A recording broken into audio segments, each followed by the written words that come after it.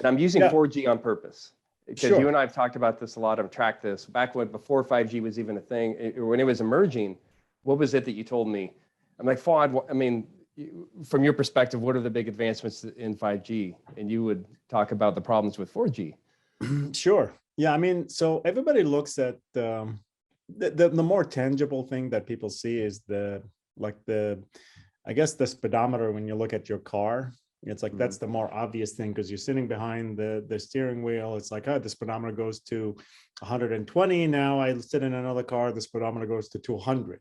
It's kind of very tangible. But the parts that you don't miss is like, okay, the suspension, the transmission, all the other stuff that kind of like are just as important as the speedometer. The unseen stuff. The unseen stuff. Like, so yeah, I mean, like it's great if my car can go that one, but if my tires are not balanced for that speed, that speed is really almost useless.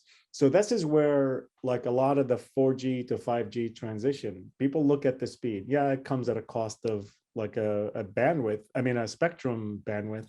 But that's not really the only important part. There's three aspects to it that are extremely important. Is the lower latency, because a lot of the applications are, especially like gaming, interactive applications, AI, and things like that. They really require The real-time stuff. low latency. Yes, yeah. They really.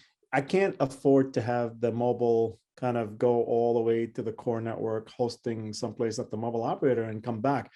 That latency of, let's say, 30 milliseconds or more. It might be okay for a lot of applications.